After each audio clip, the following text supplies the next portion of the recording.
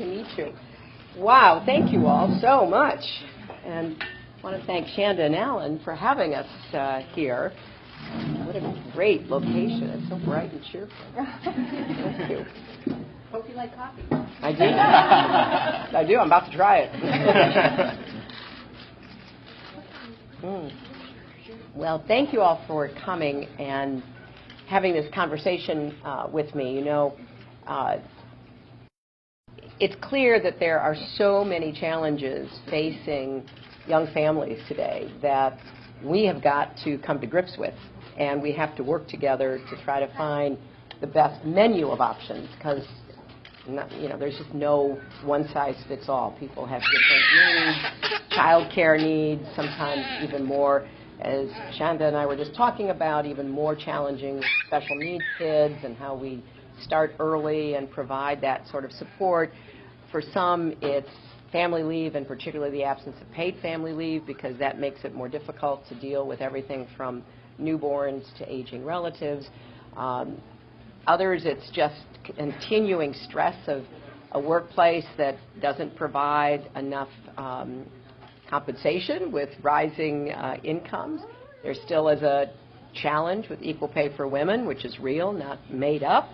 And there are lots of concerns in the workplace that I'm hearing about increasingly about the workday never ends. The schedules are often unpredictable. And even when you think you're gaining some control over that workday, it's subject to so many variables that are out of your control and often end up throwing big monkey wrenches into what should be your family time and your efforts to try to organize and stick with that. So I hear about this all over the country, and I really want to talk about it and hear from you more than me talking, because there are some sort of obvious, maybe even typical responses, but I'm trying to get a much broader view about what will work. These are issues that I've worked on for a really long time, going back to my own life as a mother, a daughter, and some of the challenges there, but also in the work that I've done for the Children's Defense Fund and other ways of trying to figure out how we have a more cohesive and frankly welcoming set of expectations and supports for families in today's world, because it's just harder, I think. That's just my take. I mean, I think costs are greater, everything from commuting time to feeling like if you take that vacation day, you're going to be viewed as slacking off. I mean, there are cultural as well as economic and structural challenges. So I'm just very interested in hearing what all of you might have to say. And then I've got a couple of people with me who've worked with me for a long time and thankfully are still helping me. Ann O'Leary, standing right there. Ann is an expert in children's and women's issues. She's worked with me ever since the White House in the 90s, and then worked with me in the Senate. She's a mom with 2 of her own kids and lives all of this stress and challenge. And then Jen Klein, who's there, also started working for me. I confess to child labor, started working for me in the White House back in the 90s and has been part of my extended team for a long time on a lot of these issues as well. And she's a mom with 3 kids, one of whom's now 19, so she's kind of facing new challenges with older kids. And Capricia Marshall, who's here somewhere, who's a great friend of mine, who's also worked with me on these issues. They all live in D.C., which is why they're here, to sort of hear and help me sort through it all. Has a high school-age son who is the most extraordinary center of the universe, whom I've known since he was born. So let me end there. And Shanda, do you want to kick it off? I would just like to say thank you all for coming here to Mug and Muffin, and I hope that you've enjoyed your experience, and we just want to welcome you and open it up for discussion. Great. So who would like to start? Who wants to brave it? Yes. And please just introduce yourself so everybody knows. I'm Abby Macbeth. this isn't necessarily a kind of federal national issue, but I'll say in Loudoun County, as a resident, something we face with our daughter and now with our son is that being in the county with the highest median income in the country, we still can't provide our kids with full-day kindergarten. And as a family, with both of us who work, and I travel a lot for work, having to pick our son up at 10:50 every single morning when he's been in school for 3 hours is really, really hard. And there are a lot of stay-at-home moms in Loudoun, so for plenty of people, I suppose that's easier. But for those of us who work, it's very, very difficult, and it puts a lot of a time burden as well as a monetary burden with having to then pay for additional daycare for him every day, and then he's still not getting the instruction that I think he deserves, and it's really a difficult thing for us. Well, I did look at the statistics about the county, and at least the statistics I looked at, most mothers work.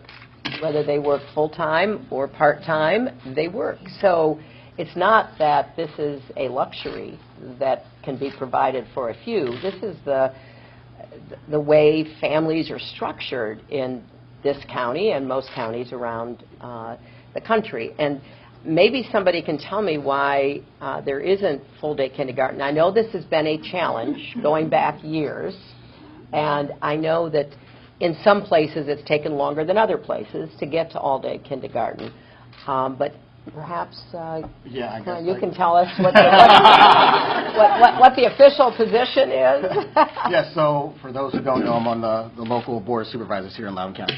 Welcome to Loudoun County. Thank you. Secretary. Thank you. Glad you're here. We're definitely struggling at the local level. We try to get it past this budget season, and unfortunately, we were able to push the needle forward a little bit more than what we were before. We were at around about 35%. Now we're at 50%. Our goal was to get it at 75%. So, Board of Supervisors, we allocate the funding to go to the school board, and then they divvy it up how they see fit. So, for me, who wants to see full-day kindergarten here in Loudoun County with all of our families, we need help from the state side to get more funding from the state.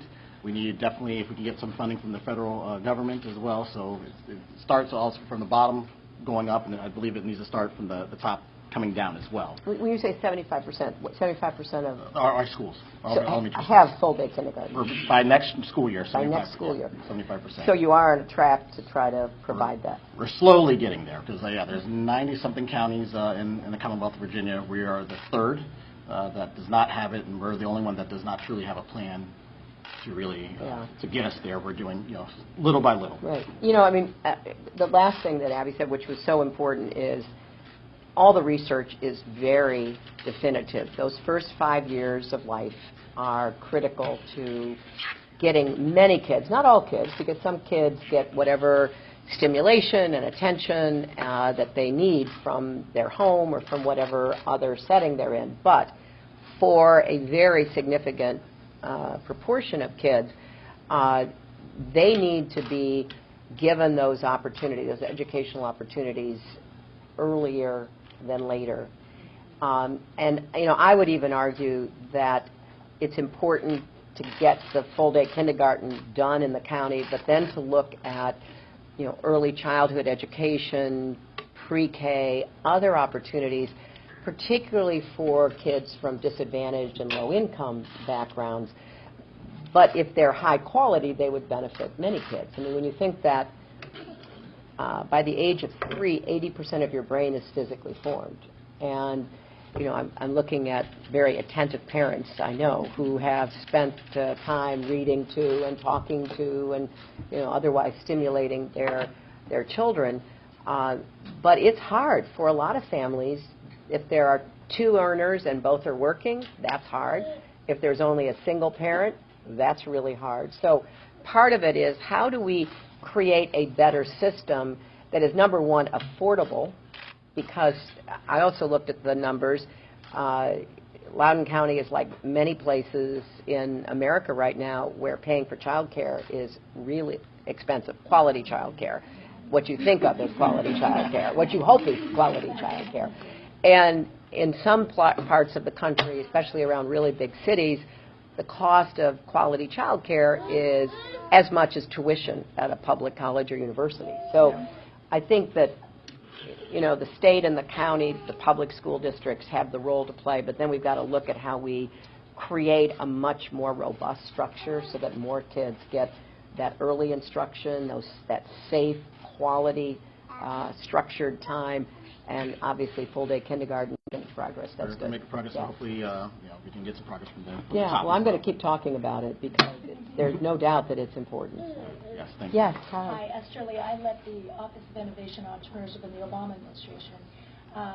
You probably know in the last 30 years, almost all net new jobs in this country were created by entrepreneurs and innovators.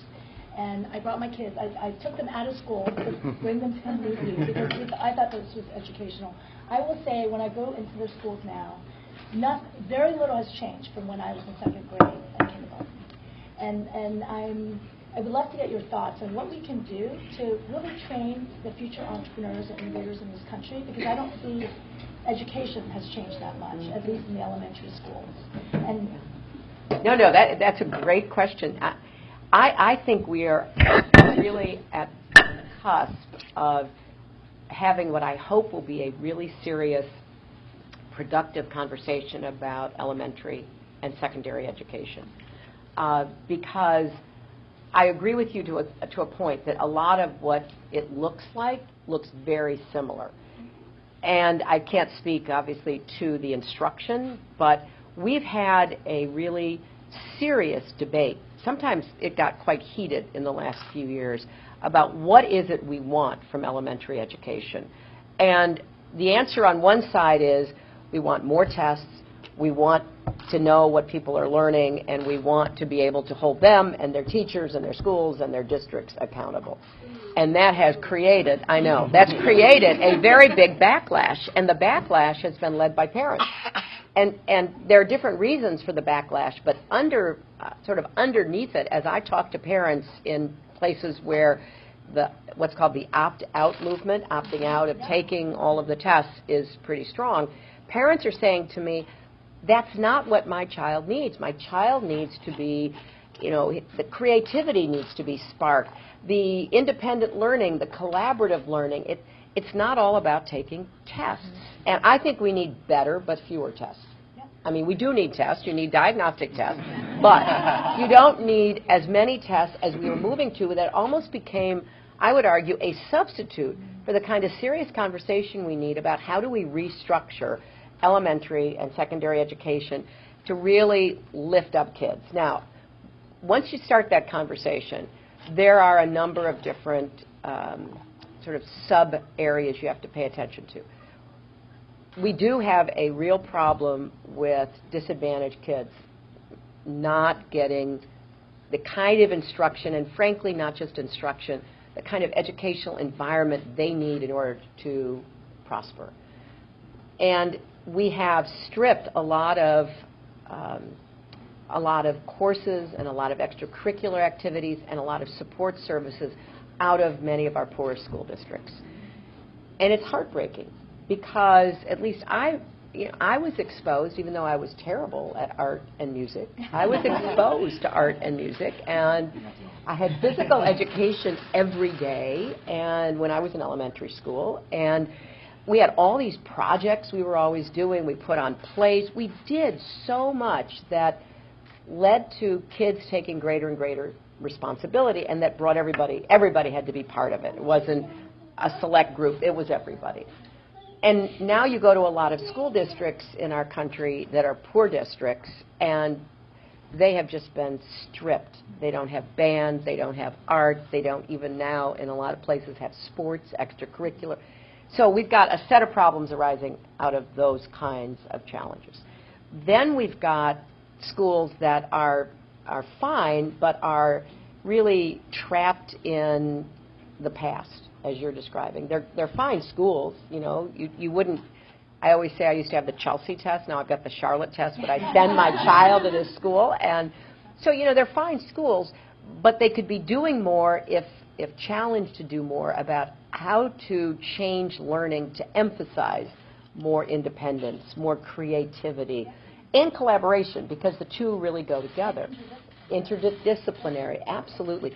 And then you've got schools that are just taking off. They are very well resourced, and they have good creative leadership, and they're kind of setting the standards. Some are traditional public schools, some are public charter schools, and we need to be learning from them. So I think that every community should be having these conversations, and it's not enough to say this is the way we've always done it, or this is what the budget says we have to do. We need a different approach where we go to the supervisors, where you go to the school boards, and you say, here's what we're looking at. And how we use technology is another big issue, because technology can be just the greatest empowering instrument, or it can be just more rote if it's not done right. So I want to have that conversation. I've said I want to be a president who brings everybody together around public education, which I still see as critical to the kind of country we are, the democracy we have. And if you really look at it, despite all of our questions about our own public education, we still turn out more creative people, more entrepreneurial people, more people willing to take risks and to do the best they can to forge their own future. So how do we do that on a broader scale, and how do we maintain our education system as a learning organism itself? And we look at the research, what works and what doesn't work, and how we bring that to bear. So I'm very excited about trying to figure out how we answer your question. Yeah. Joe DePalma. I'm father of two, small business owner. About a year and a half out the gates at my company. My wife is full-time, works full-time for a large government contracting agency. And if anybody knows, I mean, I'm not a mom, obviously. When a mom goes back to work, the hardest part of like getting back to the job is, hey, I got to hand my child over to, whether it be an in-home care or a daycare. We've had experience with both. But essentially, she banked sick leave, she banked, vacation time. They gave maybe 3 weeks off or something like that, and then she did paid disability, so she could get the 3 months because we felt 3 months home with a child, that's the least we could do. So that was really tough. Now I'm a small business owner. And when I say small, really small, there's 7 of us in house, and we have 3 part-time employees. One's a mother, and she works part-time because she wants to be mom. She wants to be mom half the time and work from home and be with her kids. It's funny how you say entrepreneurs and starting a small business and the next generation of that. And my business partner and I feel like we're a part of that, but we had to you sit down and you go, all right, now we're going to hire employees. What do we do when one of our employees has a child? Because in my experience it was, man, my wife really had to grind to get 3 months. What do we do? And it was kind of, and I'll be 100% honest, it was, well, I guess we'll cross that path when it comes, because he's about to have his first child, so he doesn't quite know like what we went through getting that 3 months, and how important it was for, and that's my wife needed more time than that. Yeah. 3 months is a small window. Right. I'm not encouraging just 3 months, by any means. We want more than that, but. You brought up a good point. How does that look to the employer? Well, I know it doesn't look bad. I'm a father. I know what it means. But for these larger companies, for mothers that want to, I want 6 months with my kid, and I want to have a job when I get back, and right. I want to get paid for that. And I've been here and I've paid my dues, and I'm an asset to this company.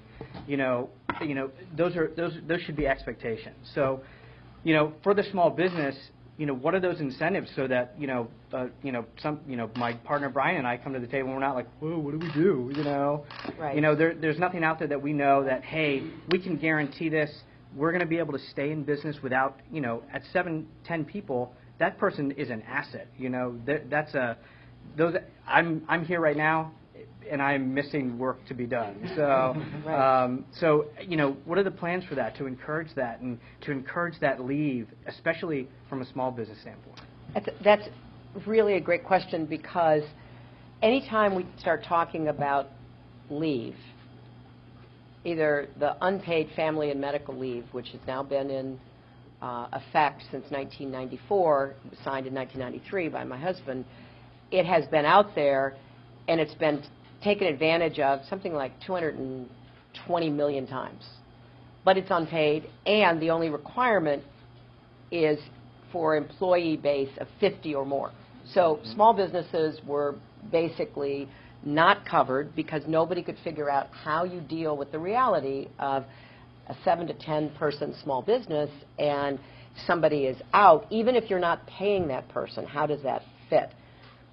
So what's happening now is that we're all looking at paid family leave but trying to figure out how it doesn't impose an unacceptable burden on small businesses. Because California's had paid leave for how long, Ann? Over 10 years. And they now have expanded it to cover more employees. And they've done a lot of research, and it hasn't cost jobs, it hasn't been disruptive, in part because, as you said at the end, people who are given this sort of help are really loyal. I mean, if you look at people who are treated with that level of respect and understanding, I mean, they'll come back. A lot of them will continue to check in and do work even when they're allegedly on leave. And if you look at some of the data we have, letting somebody go because they want to take care of their newborn baby or their adopted baby or their spouse has a medical emergency or their mother or father or some other older relative does, letting that person go and then retraining somebody for that job is actually a net loser. So there's a lot to argue for trying to figure out how we make this work. And so I've been, working with a lot of the people who are in this field to say, okay, if we have paid family leave, how do we factor in the very real differences between small businesses and others? And that's one of the things I'm most focused on. My dad was a small businessman. I mean, much smaller than you, but I mean, it made a good living for us, and he liked the independence and all the rest of it. So I'm particularly sensitive to small businesses. So what we're working on, learning from the California experience and learning from New York just passed a law and some other places are, how do we deal with the special challenges facing small businesses? So I'm very conscious of that. And I want to say another thing, too, which is what you alluded to about your wife. I just personally believe it's really, really important to give new mothers leave, paid leave, because if they don't get paid leave, a lot of the ones who need it the most can't exercise it. And a lot of low-wage women, workers, they're lucky if they get 2 or 3 days out. I remember I was in the hospital with Chelsea when she had Charlotte a year ago, September, and I was talking to the nurses there, and I said, so, what are some of the issues you're seeing coming through the hospital? And one nurse said, it just breaks my heart, because when you're talking to these new young mothers and they have to go right back to work and they don't have any time at all, she said you can just see how torn and upset they are. And so I think at least 3 months, I'd like to see more if it's possible, to bond with that baby, to get to know your baby, to have an idea of how to really be a mom. I mean, there were a lot of things I didn't know when I had Chelsea all those years ago. And, you can read all the books in the world, but until you're responsible, it's just hard to know how you're going to react and what you need to understand and have the support you need. So I'm a very strong believer in trying to provide that time, and I think it's both a social and an economic good, because a lot of moms will leave their jobs if they are financially able, even at the margin, because they just can't leave their baby so early, and then the employer is left with somebody, a vacancy that they got to figure out how to fill. So we're really looking hard at how we do that and how we construct a payment for it that is not burdensome on small businesses in particular. Great, thanks. Yeah. So my name's Tina Yoon, and I have 2 children, 14-year-old son and an 11-year-old daughter. And I just want to piggyback off of what this gentleman had brought up, which is a related issue of what happens to women's wages as well as a result of taking the time off. Right. And I'm just wondering what sorts of efforts we can make to help equal that pay gap, but then also for those women of color too. I think we get affected disproportionately more. So. I agree completely with what you said, and the evidence supports it. Right. I've been on the equal pay bandwagon for a long time, and I feel so strongly about this because it's not just a woman's issue, it's a family issue, and it's an economic issue.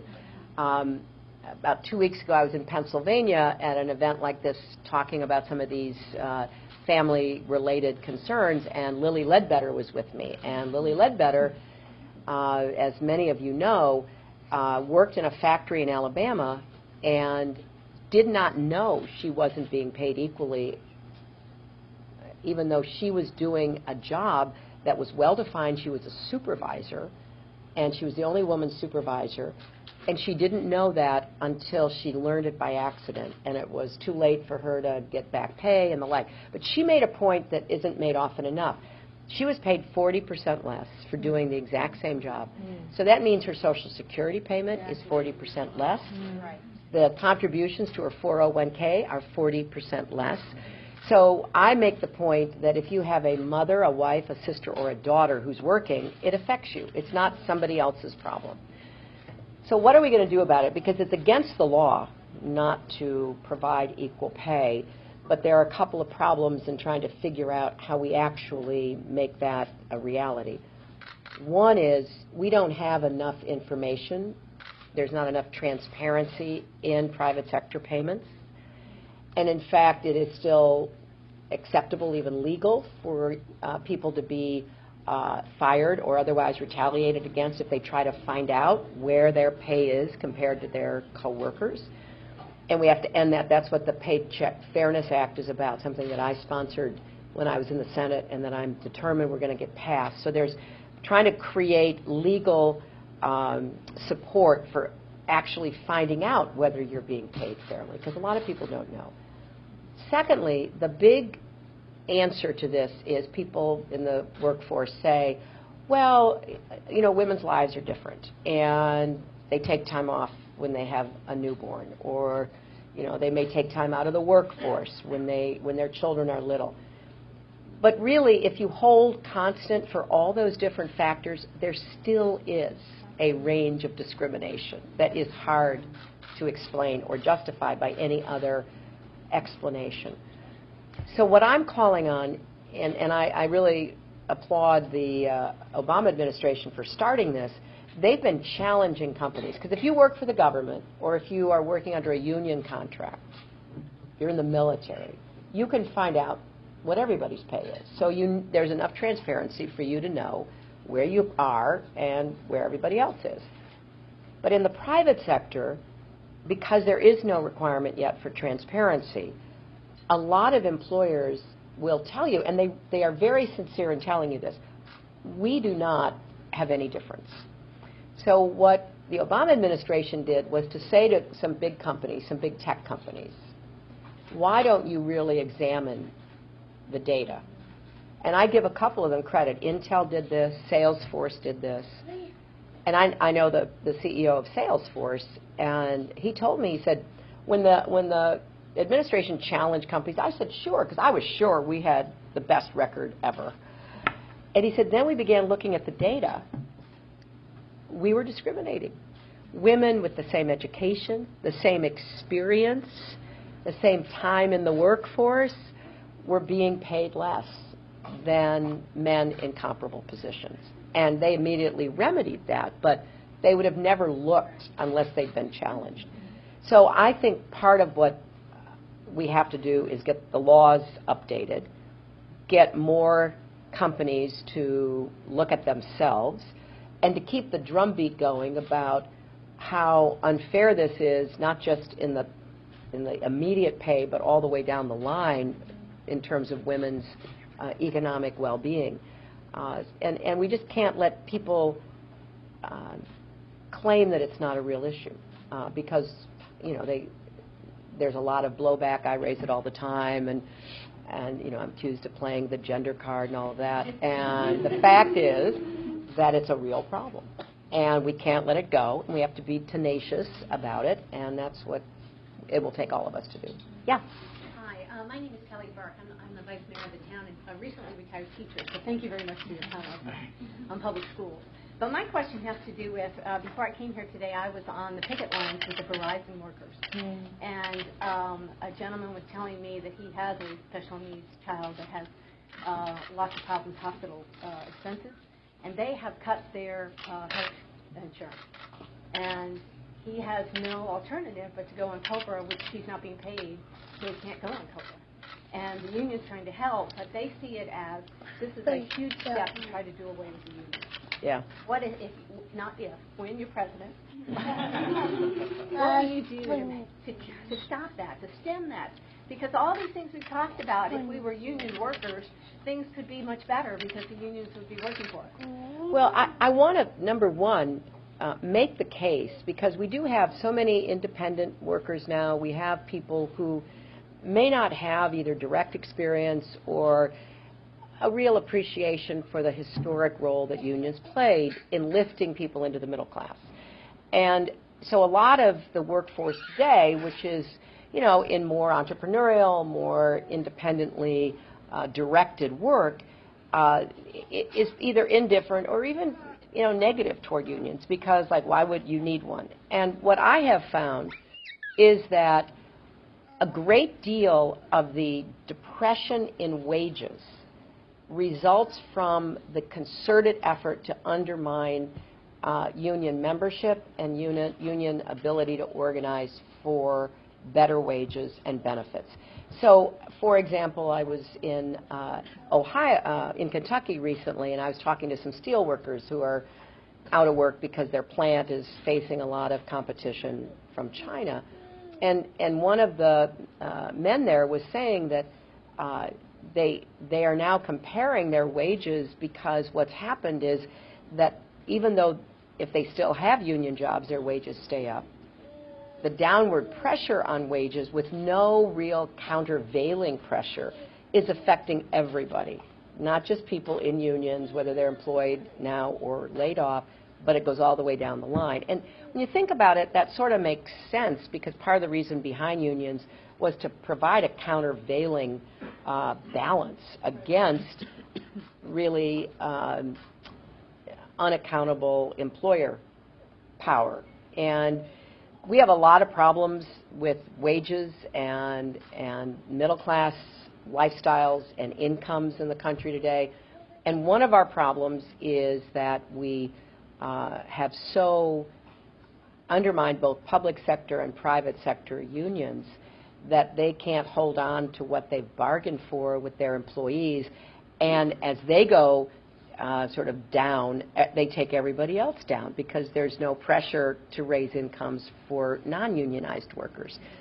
And it's a real catch-22 that we're caught in. And I just feel strongly that if you look at what's been happening in corporations, and this is corporations across the board, they are seeing workers' wages, pensions, benefits as the easiest cost to cut.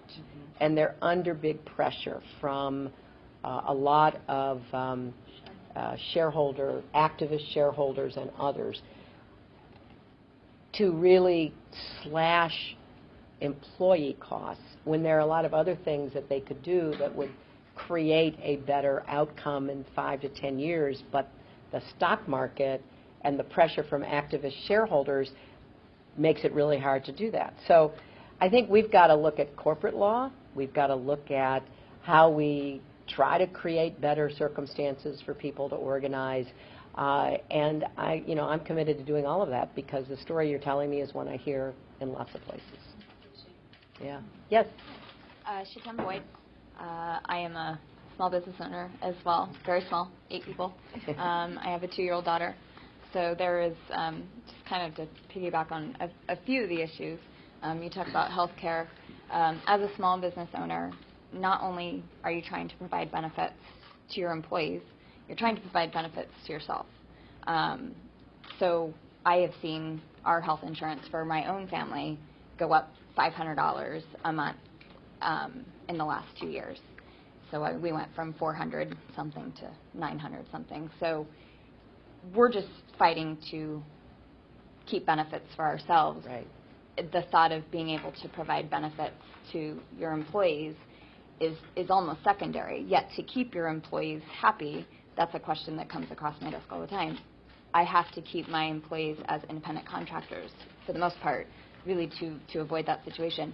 And so I have turnover. They go to a job where they do have benefits.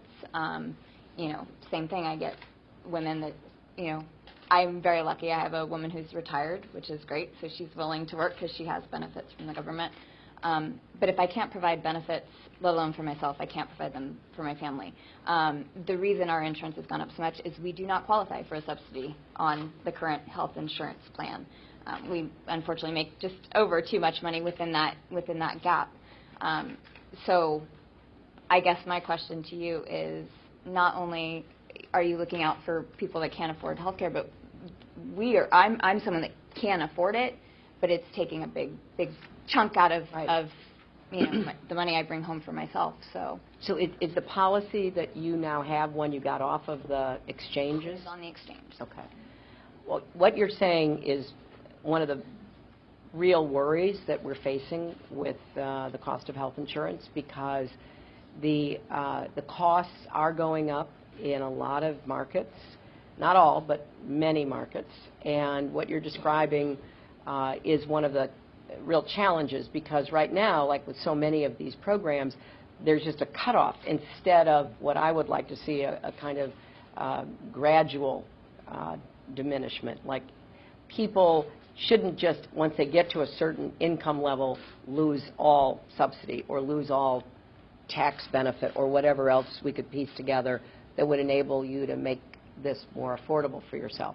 So that's something I'm looking at. I mean, I think that the Affordable Care Act is a big step forward for the vast majority of Americans, but we have to look at out-of-pocket costs, copays, deductibles, premiums, and we have to make the insurance companies justify what they are charging, because a lot of them are moving costs up without really explaining, or at least not to my satisfaction, why that's happening. And we need more nonprofit options for people, so that it's, that was the original idea, but a lot of them got started and they didn't know how to do what they wanted to do. They had great ideas, but didn't have the backup, so we need to go back and revisit that. I also am in favor of what's called the public option, so that people can buy into Medicare above a certain age, which will then take a lot of the pressure off the costs, because the argument is that costs go up because real-world experience means that people are getting sicker or the costs have to be spread. I want to get behind that, because I don't yet see the data to support that. But if you were able to move people 55 or 50 and up, who are the biggest users of health care, into the Medicare program, they would have to buy in, but they would be buying into such a big program that the cost would be more distributed. So there's a lot of things I'm looking at to try to figure out how to deal with exactly the problem you're talking about. And there are some good ideas out there, but we have to subject them to the real world test. Will this really help, like a small business owner or a family, be able to afford it? Because a $400 increase, assuming you didn't have some terrible health care event, which it doesn't sound like you did. Yeah, no. I don't go to the doctor. Yeah, I know, but I mean, that's my point. Is like, what could have possibly raised your costs $400? And that's what I don't understand. So that's what we've got to pick that apart and really make sure we understand it. Yeah. Hi, my name is Rosemary Negrelli. I work in higher ed. I work at Northern Virginia Community College. I'm an academic counselor. And I just wanted to hear your thoughts about the cost of higher education. I have a 3-year-old. And I know, so right now I'm paying for, child care. So I would love to have already started an account for her to start saving for college, and that's not something that I've already done. And because of our income, that's not something that we're going to qualify for. So my question is, on behalf of my family and also on behalf of a lot of the disadvantaged families that can't really afford the cost of higher education, and for them it's a vehicle to better themselves and better their families. Right. Well, that is one of the big differences between the Democrats, between Senator Sanders and myself, and the Republicans, because both of us have plans to make college affordable. Mm-hmm. And obviously I think my plan is better, but that we both have plans. At least we are recognizing how serious a problem this is for people. And so where I come down is this. I think community college should be free. We need, and in a lot of places it's very low cost. And we need to get it as low cost as possible. To go back to your point about, what happens in elementary and secondary education, a lot of high school kids are ready to go to community college, and they need the chance to do that. And so there shouldn't be any cost with them going to community college, working on either getting a certificate of some kind of credential, whether it's in healthcare, where there are a lot of them, or in the trades and advanced skills or technology. There are literally jobs that young people coming out of community college can take right now, paying $50,000, $60,000, $70,000 a year if they have those skills. So let's make community college the extension of secondary school. And the other thing that's great about it now is if you go and you take liberal arts or you take more college courses, you are doing it at a much lower cost than if you go to a public college or university, let alone a private one. So that's a piece of it.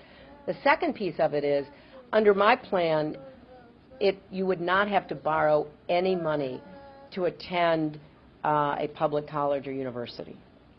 And the way that would work is that if you were attending a 4-year public college or university, if your family could afford it, which would be, above a certain threshold, probably more than $250,000 in income, you would pay. And that's a difference I have with Senator Sanders, is he wants it to be free for everybody, and I think there are a couple of problems with that. One is that it would be very hard, I think, to justify, paying for my child to go to college or Donald Trump's child or grandchild to go. And the other is, if you say it's free, there's no incentive for the university to try to lower its costs. And I want there to be a give and take here. We will make it debt-free, but we still expect colleges and universities to rein in costs because tuition has gone up 42% in the last 10 years. It's really hard to justify that. And a lot of what kids are being asked to pay that show up on their semester bills are things that they shouldn't be paying for. Like, why should some young person who's struggling to put himself through college pay $600 for an activity fee that basically supports the football program? I just don't think that's right. I mean, let's be fair about this and look at what is it you have to pay to get your degree, and the university and the college has to come up with a more fair-minded, transparent way of passing those costs down. And I also want to, if we make it debt-free, then we will begin to deal with the other part of the cost, because if tuition is debt-free, that still doesn't meet all of the non-tuition costs that young people have to pay. So I want to move some of the federal programs like Pell Grants that are used now for tuition to support the non-tuition costs. Because when I taught at the University of Arkansas years ago, I taught at the law school, I realized there were so many of these really hard-working young people. A lot of them were already parents. They were going to college in their 20s. And they could scrape together the amount for tuition, but if their child care fell apart, if their old car that got them to and from campus fell apart, if there was a health emergency, they were out of luck. So I started something called the Arkansas Single Parent Scholarship Fund, where we came in, not on the tuition side, but on the cost side to help pay for what would help keep them in school. And it's helped, like, it's just in Arkansas. I'd like to spread it around the country, but it's helped like 35,000 people finish their degrees in the last, 35 years. Then I want, if you do public service jobs like teaching, like law enforcement, like firefighters, social workers, those kinds of jobs, you should be absolutely supported in getting your other costs met. So you combine that with paying down the debt people already have. How many people here have student debt? Oh yeah. Oh yeah. Yeah. Oh yeah. Oh, I know.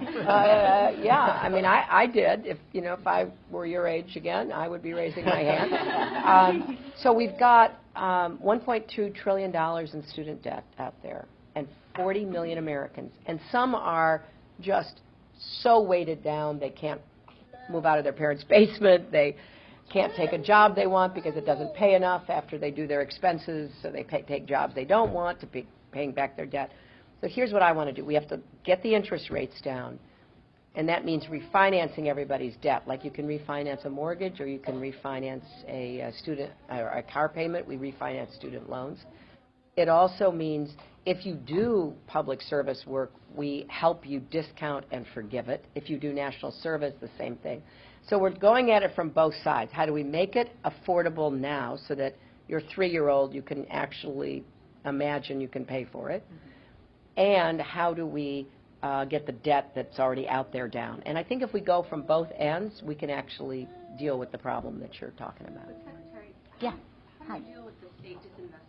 The what? State disinvestment in higher Oh. education that is Yeah. making our public 100%. state colleges and universities. Well, part of my plan, in addition to trying to get the colleges and universities to rein in their costs, is to provide incentives to get states to reinvest, because you're 100% right. States have, in large measure, walked away from investing in higher education. And that was the crown jewel of our education system, our state systems. You know, we have obviously great private institutions, but what was the real game changer when you compare American higher ed with everybody else are our state systems. And so we've got to get states to do that. And this is one of my other differences with Senator Sanders. His plan for free college requires states to pay 1/3 of the cost. You have states won't pay that are cutting higher ed. They're not going to come up with, $28 billion for their share. It's just not going to happen. And I don't want to hold out a promise that is going to disappoint a lot of people. So my point is, I want to give bonuses to systems that actually do put more money back in. Where did all the money go? Well, some of it went to tax cuts and all that, but some of it went to roads and prisons, and we do not need any more prisons. We have enough prisons. And so we need to stop building prisons. We need to be shrinking the prison population, doing away with low-level offenses, nonviolent offenses, more diversionary programs. And we need incentives so that people in states can say to their legislators and their governors, state next door is getting federal dollars to reinvest in the state system. Why aren't you? So that's how I'm thinking about it. Because you're 100% right. It's heartbreaking to see what's happening as states walk away. It's hurting so many of the students that are first generation. That's right. Minority students. That's right. That depend on affordable, accessible higher education. Right. For opportunity. And you know what else it's doing?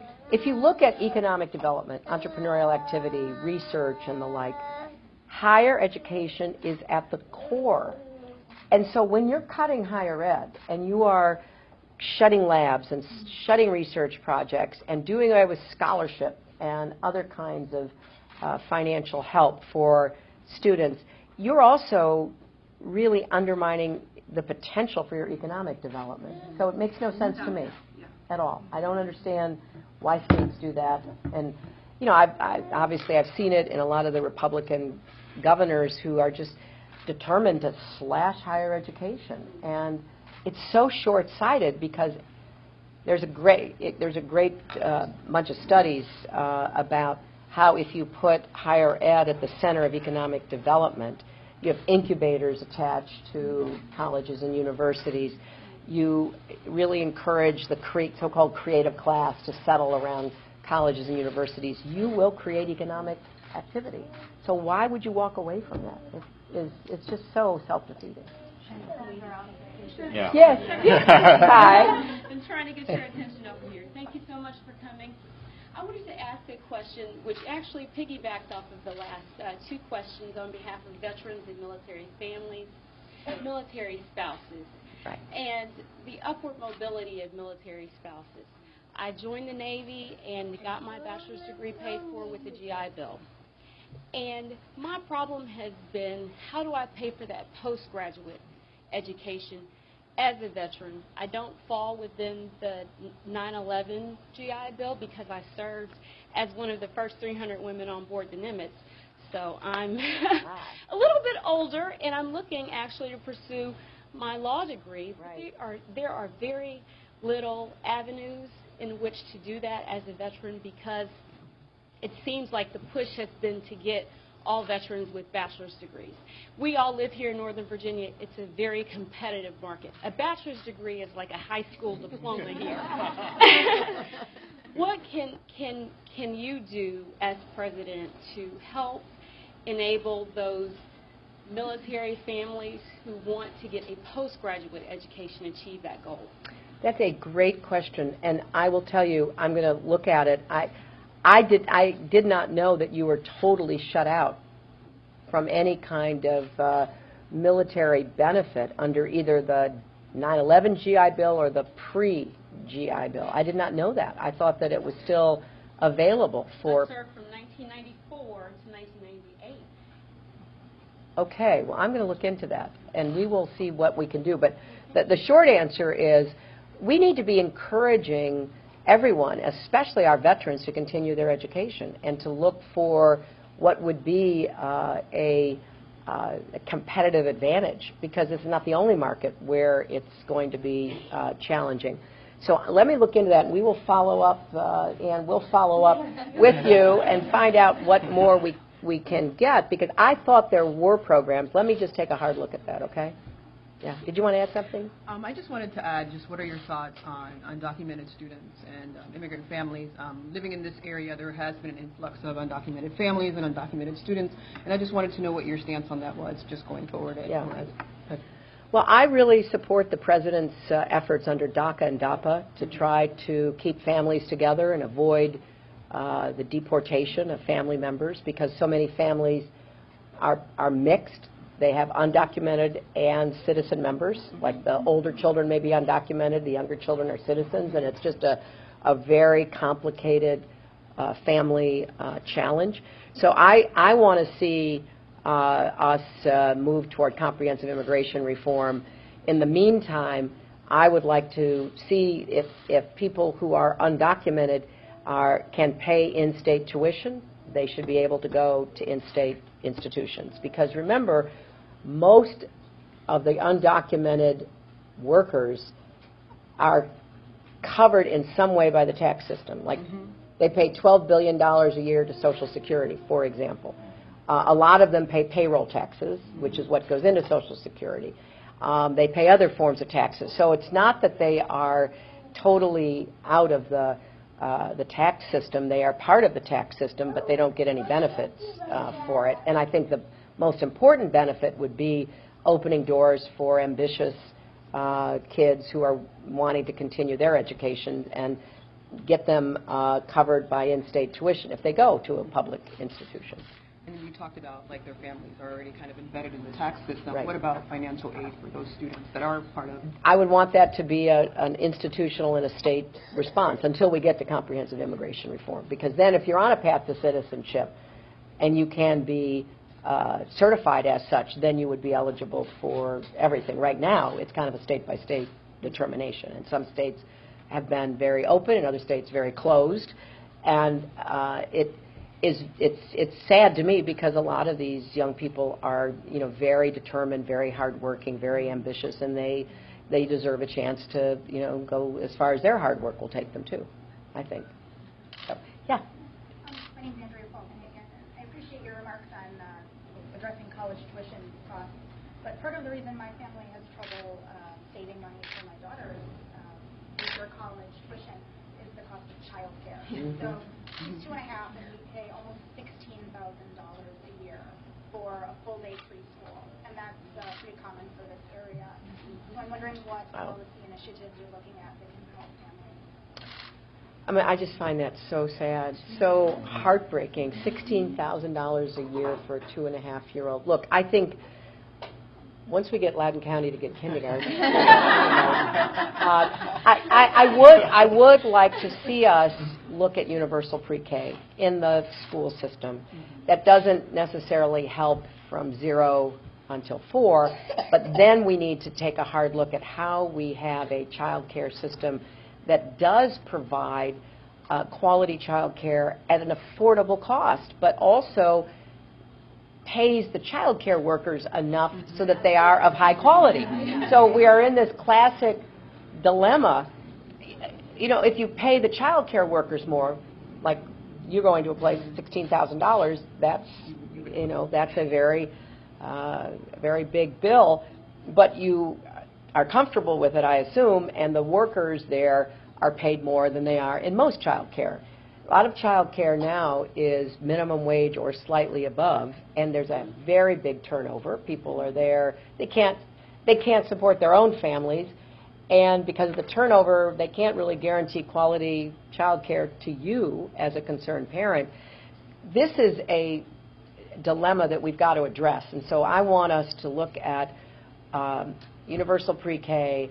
I want us to look at, certainly expanding the base for low-income people, but then creating more opportunities, more tax benefits, more subsidies, more support for people as you go up the income level, so that it's not the cost that you are paying that is equivalent to tuition.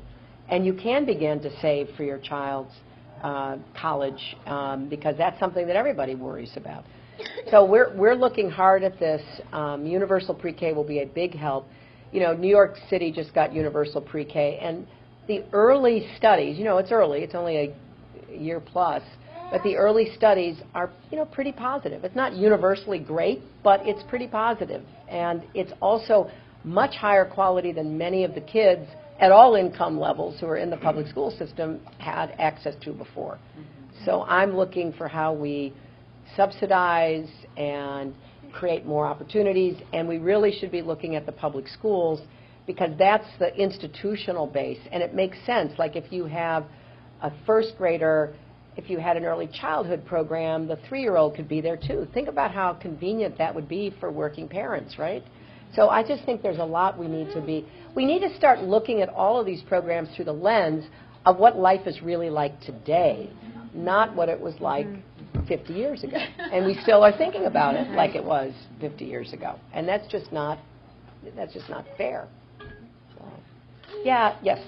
Hi, Danielle Knoll. I'm a 3-year now cancer survivor. So switching gears a little bit from education, I guess, something that I'm really excited about having a female president is focusing on women's cancers. And I know, obviously, Vice President Biden's Cancer Moonshot is an amazing initiative. I am a cervical cancer survivor and have met so many women. Of the female cancers, that's the only one that actually has a diagnostic tool in the pap smear and the HPV test. So I guess, as I'm raising children, I hope that cervical cancer with the HPV vaccine and the screenings available is eradicated in my children's lifetime. Right. And that's something I work very hard, to advocate for and educate, the community on now. But I guess my question would be, what sort of priority do you give to, cancer fundraising specifically for female cancers? I've met so many women in my journey that have lost their ability to have children, that have been diagnosed with ovarian, uterine, other types of cancer, cervical, of course, included, because there are no diagnostic tests for those. Right. And it impacts so many people and people's ability to have family, and of course all cancer does. That it's particularly heartbreaking that in this day and age, curing cancer is a moonshot. I get that, but we should be able to diagnose these cancers in women. They're killing so many women and taking their ability to have families. Well, first of all, thanks for raising that. And it's wonderful to hear you talk so passionately about this. Quite passionate about it, yes. Yes, well, as well you should be. And I have to say that it's been a challenge, which we are, I think, slowly but surely meeting. I can remember, it's hard to believe now, but back in the 1980s, it became known that tests for all diseases were on men. And I give Barbara Mikulski, the wonderful senator from Maryland, a lot of credit, because she just went ballistic. And when Barb goes ballistic, people pay attention. But, to have breast cancer tests on men, for example, so that the other women's cancers were, really relegated to the back burner completely. That has changed somewhat, but not enough. And it's connected to what we do need to be doing on cancer. And I really appreciate your mentioning what Vice President Biden's doing, because I support that completely. Obviously, I will do everything to continue that. We need to get that really started and get the resources for it. But we've lost a little bit of ground in the last several years because research budgets were cut across the board under sequestration. which was a very blunt tool in every way, where you just cut it, and what that meant was that more established programs were saved, but new, more experimental programs, or in areas like ovarian, cervical, uterine cancer, endometrial cancer, all of that, they were kind of left behind, as were other kinds of research. So we need to up the research budget overall, and we need to up it for women's cancers, and we need to have a full press on how we find diagnosis and then treatment options. But that's why you're mentioning HPV is so important. I mean, HPV is a miracle drug, and too many families and, frankly, politicians have scared people away from vaccinating their boys and their girls, but particularly their girls. And it's really been a shame, because it's got a proven track record of preventing cancer. And so I hope, one of the things that I hope we can do is make a big public education effort out of that again, because we've got to get more young women and young men vaccinated, and HPV is, as far as we know, the only way to prevent it, right? What do you know about that? No, I mean, cervical cancer in our lifetime could be eradicated. That's right. Australia has almost 100% eradicated cervical cancer by vaccinating 100% of their boys and girls by the age of 11. And I think I get frustrated, very frustrated, even in conversations, casual conversations with other parents. I'm blessed with twin boys, they were 20 months old when I was going through my cancer treatment, and I was blessed to have children before that, where I lost the ability to. But it's really frustrating to me to see that stigma put. And you're literally telling me there's a vaccine that can cure a cancer that your children will be susceptible to, and you're choosing not to do that. And that makes me really frustrated. Well, we need to create a much bigger public awareness of it again, because when it first came out, there was a lot of attention paid, and then there was blowback, political blowback, and some states and some areas saying, oh, we're not going to do that, and all the reasons that they put forth. But it will prevent it. It doesn't even cure it. It prevents it. You don't get the cancer. And there's just not very many cancers that you can say that about. So it's really important to bring that back to public attention, which I certainly will do, and look to people like you to help make that case and answer some of the misconceptions and the fears that people have about it. Question behind you. Yeah. Hi, again. When my son started elementary school, I asked his teacher how they deal with lockdown drills. And she showed me a little piece of red construction paper that they taped on the window. And she said the kids go in the corner and they have to be really quiet. And it's in case of an unexpected visitor. Right. And then I asked my son, what do you do? What kind of drills do you do at school? And he said, we did this tornado drill, and I knew they had a lockdown drill. And he said, we do. I said, what really is a lockdown drill? And he said, we do it and we hide in the corner, and you have to be really quiet in case of an unexpected visitor. But what really got me was he said, has an unexpected visitor ever come to a school before? And will one come to my school? And as a mom, I don't know. I don't know how to answer him. Right. And it terrifies me. It's really just so scary in the wake of pain. Yeah. So what answers do I tell my children? I don't know that there are any good answers, because it's just so terrifying, and it's so heartbreaking to think that you have to have that conversation with your children. I've gotten to know a number of the Sandy Hook parents, and I am just, heart-wrenched every time I'm with them. And some of them are really trying to take actions that they hope will save other families from going through what they did. Some of them, as you may know, are suing the gun maker for the way that the gun, it's an AR-15, it's an automatic gun, the way it was marketed, and the way it was basically marketed as a tool of war whose purpose is killing people, basically, right? Now, they're trying to bring this lawsuit to rein in what I agree was pretty reckless behavior. But they're up against this law that was passed that gave gun makers and sellers immunity from liability for their actions. It's the only industry in America where that has been provided, and I voted against it when I was in the Senate. Senator Sanders voted for it. If you see any of our debates, you know we have quite an argument about it. But it really bothers me. I mean, why would you pick one industry, one whose unfortunate effects at this point are that we have 33,000 people a year dying from gun violence? So I think that it's always hard to know what to say to your children, but and it depends upon their age, obviously. But I think, saying that, sometimes, there can be some bad people who might want to come to your school, but your teachers and your principal are going to protect you, but you have to do exactly what they say.